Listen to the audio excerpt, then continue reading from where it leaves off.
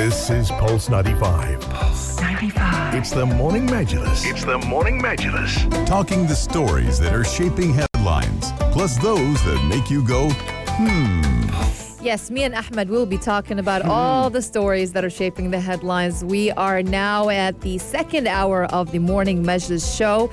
We have discussed several issues, worldwide issues and also regional issues and local issues. In the past hour, we talked about the Sharjah Executive Council approving the SHA's service charges, and we talked about May being a very, very, very promising month for the UAE because it did record the lowest number of COVID-19 cases this year.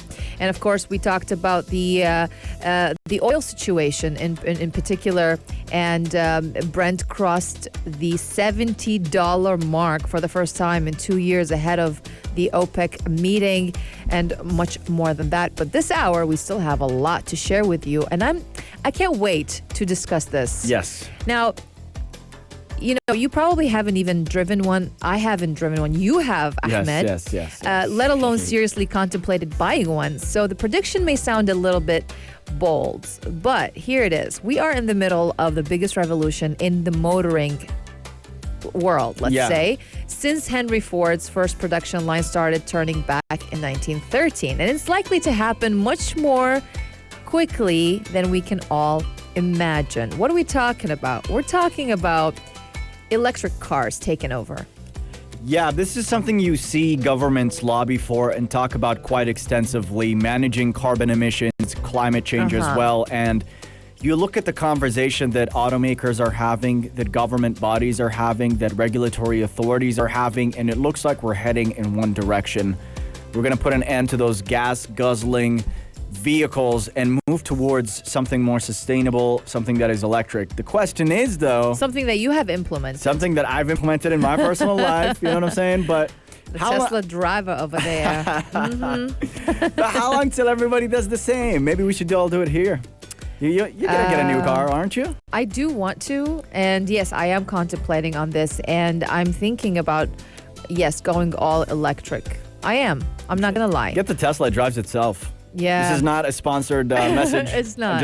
We're talking about vehicles. But there's so many vehicles now that are electric. So we're going to also give you a roundup of all the vehicles right now in the UAE that are electric, and you can choose one of them. Absolutely. Stay tuned for that discussion. We're going to get into it. It's going to be a fun one. We're also going to be talking about what's happening with the Johnson & Johnson Talc verdict. And look, the baby powder, it's been in hot water because it's got cancerous substances within.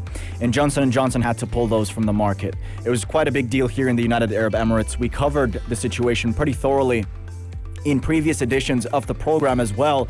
But when it comes to monetary settlements, reportedly the Supreme Court is leaving in place a $2 billion verdict in favor of women who claim they developed ovarian cancer from using Johnson & Johnson Talc products as well. They rejected the appeal of Johnson & Johnson. So we're going to get into the details here. Does the baby powder indeed cause cancer? What are experts saying about this? And how will Johnson & Johnson settle the mounting cases of people who say they've developed cancer because of those products? Pretty sad story all around, and not the first time Johnson & Johnson has been in legal hot water. We're going to have to wait and see. It's actually, this conversation is coming in just a few minutes. Yes, indeed. What song do we have next? We have Come Get It by Selena Gomez. This one's a cover, though. We got some pretty interesting covers playing here on Pulse 95. Acoustic. It's probably going to be a guy singing a Selena Gomez song. You always do that here. But it's going to be interesting. So stay tuned for the stories shaping the headlines right here on Pulse 95. Pulse 95. The Morning Majlis. Talking the stories that are shaping headlines. This is Pulse 95. Well, not a very good situation for Johnson & Johnson. I can't believe this is happening with the powder that I've used all my life, the baby powder that I've used literally all my life. We've Not just used me, it too, we've all used it. Yeah. Basically, the Supreme Court is leaving in place a $2 billion verdict in favor of women, not one, many women, who claim they developed ovarian cancer from using Johnson & Johnson talc products. We're talking about the baby powder products. Now, the justices, they did not comment in rejecting Johnson & Johnson's appeal, but the company argued that it was not treated fairly in facing one trial involving 22 cancer sufferers who came from 12 states and different backgrounds as well. So a Missouri jury, they initially awarded the woman, all of them, $4.7 billion. But a state appeal or appeals court dropped two women from the suit and reduced the award to $2 billion. But that's still a whole lot of money. Now, the jury found that the company's talc products, they contain asbestos and asbestos-laced talc that can cause ovarian cancer. The company also disputes both points. Johnson & Johnson, which is based in New Jersey, it has stopped selling its iconic talc-based Johnson's baby powder in the U.S. and Canada, though it remains on the market elsewhere. We have it here as well. Yeah, we do. But the company, it kind of faced now it faces thousands of lawsuits from women who claim asbestos in the powder caused their cancer. Now, talc, for people who don't know, it's a mineral similar in structure to asbestos, which is known to cause cancer. And they're sometimes obtained from the same mines as well. And the cosmetics industry, for example, back in 1976, they agreed to make sure its talc products, they do not contain detectable amounts of asbestos. Yeah, the story blew up in late 2019, and UAE authorities at the time said that Johnson & Johnson baby powder, which, yes, continues to be sold here, they said it adheres to safety regulations as required for imported products into the country. They issued that clarification after Johnson & Johnson stopped selling the product in the United States and Canada as well. So now, looking at the legal battle here between individuals with cancer cases who had used the baby powder and Johnson & Johnson itself, both sides have an army of powerful lawyers behind with pretty strong arguments here. So the dispute features former acting Solicitor General Neil Katyal arguing on behalf of Johnson & Johnson. That's a big superstar lawyer. And then we have Ken Starr, the former Whitewater prosecutor. That's another notable case, representing the women with ovarian cancer who are suing Johnson & Johnson. Looking at Johnson & Johnson's side, they're saying that the reason they stopped selling the baby powder in the U.S. and Canada isn't because it causes or because it's a major cancer risk. They're saying that it's because of reduced demand, quote, fueled by misinformation around the safety of the product and a constant barrage of litigation advertising. Johnson & Johnson, in fact, said it is facing more than 21,800 lawsuits against it over its talc products. Starr wrote in his brief urging the justices not to review the case that Johnson & Johnson, quote, knew for decades that their talc products contained asbestos, a highly carcinogenic substance with no known safe exposure level. The lawyer for the women with the ovarian cancer cases said they could have protected customers by switching from talc to cornstarch, as their own scientists had proposed as early as 1973. But talc was cheaper, and petitioners were unwilling to sacrifice profits for a safer product. In contrast, Johnson & Johnson's lawyer, Katyal, argued that, quote, federal regulators and respected health organizations have rejected calls for warnings on talc, and comprehensive epidemiological studies tracking tens of thousands of talc users have found no meaningful association between cosmetic talc use and ovarian cancer as well. So it's so tricky, and you have very compelling legal arguments from both sides. But as a consumer, when you read something like this and you have the choice not to use a product with talc within, it's pretty easy to just say no. I'll pass. Well, yeah. Are you that way? Yeah. I mean, if I study it very well, study the case very well, and it convinces me, then, oh yes, I will definitely stop, because there are so many alternatives in the market, for sure. There are other powder products and talc products or powder products in particular.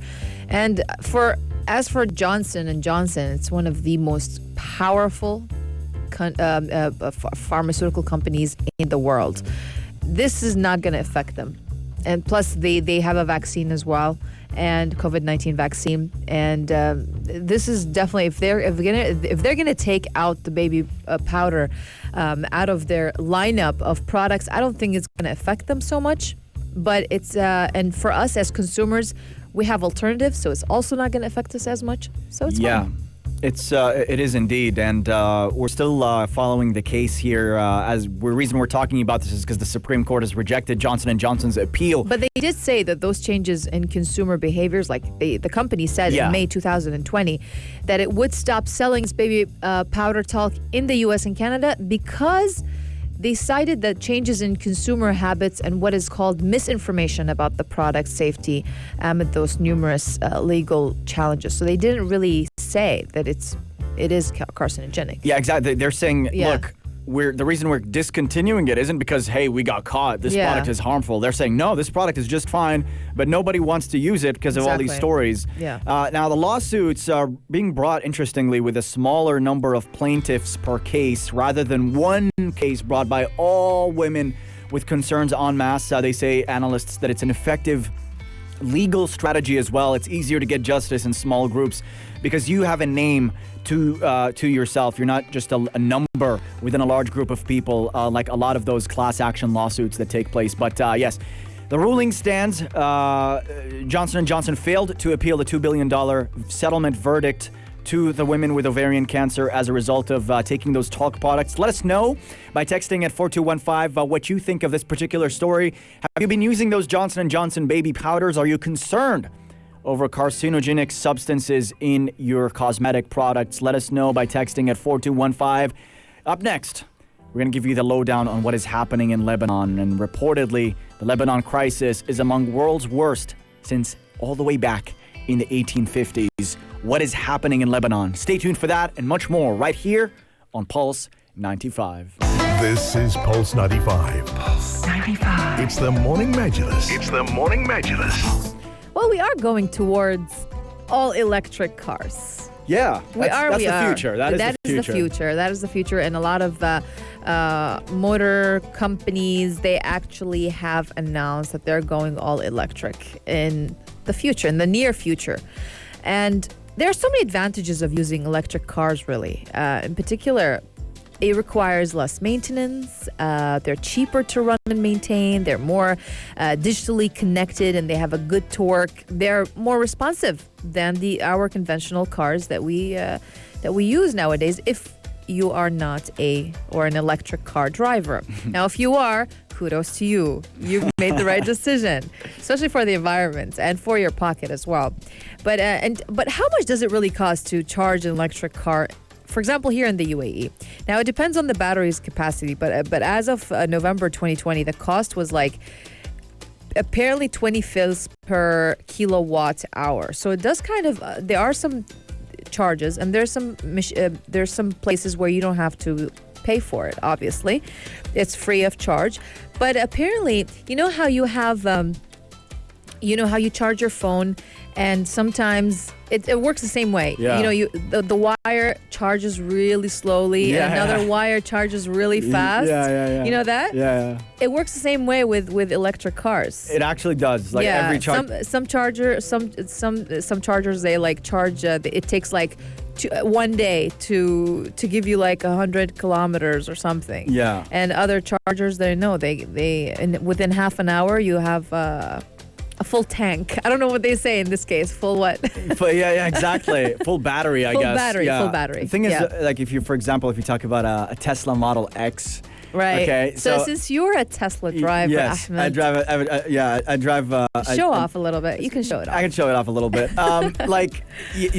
Depends on the edition you get, because if you get an older edition, it's gonna have a smaller battery capacity. Yeah. So it might be like 60 kilowatt hour or whatever. But if you get a new one, it's going to be 100 kilowatt hour as well. But at the end of the day, it's actually way more affordable to fully recharge definitely an electric vehicle than a regular one. Like, you might charge your whole battery for 60 dirhams, for example, if you're driving an electric vehicle as well. So over time, the costs are pretty neat as well. Yeah. Yeah. But like, the reason we're talking about this is like, when are we going to wake up and then everybody's going to be driving electric cars? Is it pretty soon, I think. You think so? Yeah. Well, This is the thing. Many industry observers, they believe that we have already passed the tipping point where sales of electric vehicles will very rapidly kind of overwhelm petrol and diesel cars. It is certainly what the world's big car makers think. Why? Jaguar itself, it plans to sell only electric cars starting 2025. That's not far from now. That's like less than 4 years from now because we're almost like halfway done with 2001. Volvo, starting 2030.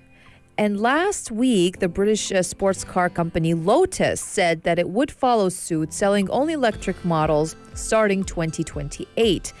And it isn't just premium brands. Now, General Motors says that it will make only electric vehicles by 2035. And we talked about this on the Morning Majlis previously. Yeah. Ford says that all vehicles sold in Europe will be electric by the year 2030. And Volkswagen says that 70% of its sales will be electric by 2030 as well. This isn't a fad. This isn't greenwashing. Yes, the fact many governments around the world are setting targets to ban the sale of petrol and diesel vehicles gives kind of impetus to the process. But what makes the end of the internal combustion engine inevitable is a technological revolution. And technological revolutions, they tend to happen very quickly. That's why we're going to see this happening in the next couple of years. So if you're contemplating, should I change my car? If you want to buy a new car like myself, this is actually a good choice to consider, going electric. And I'm looking at all the electric cars that are available here in the UAE as we speak. We have the Jaguar I-Pace, which is amazing. Jaguar is so luxurious. I love it. We're talking about luxury cars, right? Porsche, it has the Taycan series as well. Nissan, it has the Nissan Leaf, I believe. And we have the Ford, the Mustang Mach-E, and the Hyundai, they have the Kona electric, the Ioniq electric, and Nexo. So Hyundai, they have a lot of choices as well. Renault, they have the Zoe series, and Chevrolet, they have the Bolt EV. BMW, they also have the BMW i3, it's called. And obviously Tesla. It's all electric. You have the Model X, you have the Model S, and you have the Model 3. The Model Y is the mid-size SUV with a it's a great car. The car can travel up to 326 miles without requiring a recharge. And Model S, Model X, and Model 3, they have been in the market for quite some time. And Tesla did roll out a newer model in 2021. But the UAE government also, it loves its electric cars, definitely. Because in an attempt, basically, if you're wondering, what does the UAE government think of electric cars? The answer is that the country is a strong advocate of initiatives that promote its vision of clean, green energy. Electric cars is one. The UAE actually signed a deal with Tesla to add 200 vehicles to the fleet of, for example, Dubai Taxi Corporation back in 2017. And this deal was actually a part of Dubai's plan to turn 25% of all transportation trips driverless by the year 2030. And also, we saw the EV charging stations. They're now like rapidly increasing. And they're now being basically like installed in the neighboring emirate and all emirates really. In the neighboring emirate, there are currently more than 200 EV charging stations that motorists can use by scanning a QR code. Absolutely. Simple as that. And it's pretty important as well because when you look at carbon emissions, a large chunk of those from around the world come from transportation. And in terms of greenhouse gas emissions, for instance, in the United States, transportation accounts for nearly 1/3 of the country's greenhouse gas emissions. And as you had stated, we're going in a different direction here. Regulators, governments are setting lofty goals to control emissions from transportation as well, and that includes the promotion of electric car use. Now, the question is that turnover, okay? Cars, people are still buying gas-guzzling cars now, of course. And those cars are getting more durable and reliable. Yeah. Right? We were having an off-air conversation about how some cars are not so reliable. Exactly. And tend to break down pretty quickly. But on the others... Especially in the weather that we are in right now. Exactly. Yeah. But a lot of the cars we're buying here are pretty reliable. They're going to They're gonna stand the test of time. Yeah. And you can't expect, say, in 20 years that those cars we're buying today, maybe 15, 12 years, they're going to be around. These efficient older cars are still going to be around. They're still going to be guzzling gas as well. So the question is, getting those vehicles off the road eventually, that's going to take so long. But if all things go the way that analysts expect them to, we might see 40% of cars being electric by the year 2050. Yeah. So it's going to take some time indeed. And experts say that policymakers need to consider additional strategies to clean up transportation, not just regulating car makers. You could also promote the use of sustainable travel across the board. For instance, governments can buy back and scrap older, less efficient cars already in use. Governments can also implement strategies to reduce people's dependence on car travel, like expanding public transit, encouraging biking and walking so that people drive less vehicles overall. Might be a bit harder to do that here since we rely so much on cars as well, but we do see those initiatives in this country as well as far as transportation in a sustainable fashion. For sure. It's all about sustainability. The UAE definitely emerged as a beacon for change by replacing the 20% of its car fleet of the government departments even with EV vehicles. In addition to electric cars, the UAE did champion the use of electric powered buses in the country. For example, the launch of the new fleet of electric buses in Abu Dhabi, it kind of epitomizes the country's relentless efforts towards sustainability. So it's all about sustainability. And again, this is, I don't know where we're heading, but did you know flying cars are also coming soon to the UAE? I did not know that. Yeah, they certainly are. Uber, they're saying that they will actually test flying cars during this year's Expo. Goodness.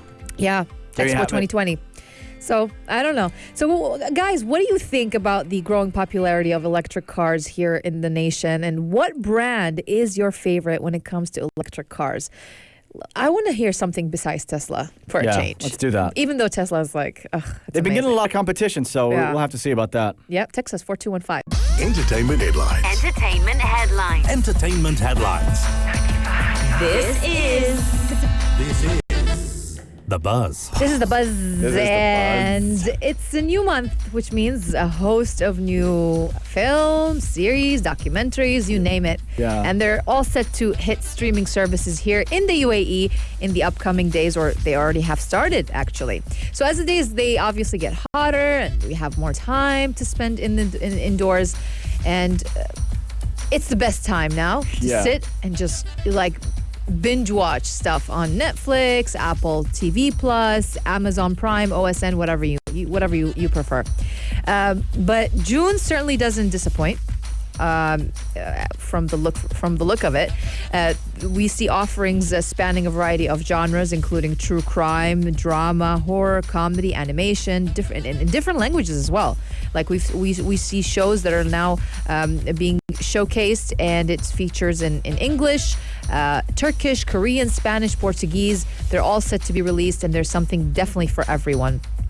So there's plenty of star power to look out for with the likes of, for example, Anthony Mackie, Rose Byron, Julianne Moore, Helen Mirren, and also Morgan Freeman, all making appearances this month. So let's go through the roundup of the new series, films, and documentaries coming to streamers here in the UAE this month. The first one being Carnival. It's on Netflix. What is this all about? It stars Giovanna Cordiero, Bruno Innocencio, Gike. I don't know any of those people for some reason. Am I okay? Yeah, I don't know. Just reading through it is but it's a Brazilian musical comedy. Yes. It's called Carnival. It tells the story of digital influencer who is left humiliated when a video of her friend's betrayal starts going viral. So to get over the breakup, she gathers her friends to travel to Salvador for Carnival. Ooh. That's basically the whole story. Next is something on Apple TV Plus, and it's going to be on June 4th. It's called Lissy's Story. It's starring Julianne Moore. I know her, thank God. Yeah. Clive Owen. I know him, thank God. And Jennifer Jason Leigh. So basically, this story is an 8-part series based on Stephen King's novel of the same name, which has been adapted by the author himself, obviously. And it follows Julianne Moore's 2 years after the death of her husband in this series. And the famous novelist as well, who's played by Owen, Clive Owen, that is. Yes. And it's a series of unsettling events. It causes her to face memories of her marriage to him that she has deliberately blocked out of her mind. Basically, that's the whole idea. Third being, also on June 4th, Sweet Tooth. Yeah, let's talk about Sweet Tooth. Talk about that. Everybody's talking about Sweet Tooth, and it's a pretty wacky thing that's coming here to Netflix. It's based on a fantasy series, a DC comic, and set in a post-apocalyptic fairy tale world where, quote, nature made everyone sick. Now, I think this is pretty interesting because looking at the trailer for it, it's based on kids who are born part human and part animal. Yeah. So you're in a hospital, you deliver, and your baby comes out with feathers and beaks on its nose and stuff. So that's why I find it pretty wacky. And one of the main characters is a deer with the horns and everything running around and stuff. And this is because it's all due to a pandemic. It led to the emergence of those hybrid babies. And unsure if hybrids are the cause or result of the virus, many humans fear and hunt them, making post-pandemic life for these kids a lot harder. So these kids have to stave for themselves. Sweet Tooth follows one of those kids on their journey to survive, I presume. And that one's pretty interesting, a spectacle. I'll be sure to watch that for sure. I'm looking forward for actually June 17th on Netflix. Yeah. I will be watching Hospital Playlist. It's like the Korean version of Grey's Anatomy, basically. It's the second season of the Korean medical drama Hospital Playlist. It lands this month. And it follows on from the first season, obviously, which was the most viewed Netflix show in South Korea last year. And basically, the show tells a story of 5 doctors who have been friends since they started medical school together in 1999. So the first season, of course, is available to stream now. If you haven't watched it, you can watch it from now before June 17th so you can kind of keep up. And for me, I feel like it's just, literally the Korean version of Grey's Anatomy. But this is the kind of concept I like because I'm from the medical field background. So I feel it is like closer to home. So I like to watch this kind of stuff. But we also have on June 17th on Netflix, The Gift is Coming. It's by Beren Saat, Mehmet Censur, Melissa Sinolson. She's the Turkish actress that was in many series, but this is the 3rd season of the Turkish mystery drama The Gift. It arrives this month, and the show follows the life of Saat, a young painter who seems to have the perfect life in Istanbul.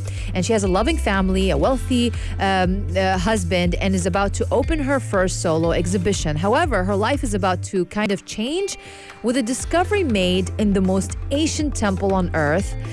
And an archaeologist named Erhan, he discovers a symbol in the ruins, one that connects her to this temple in a very mysterious way.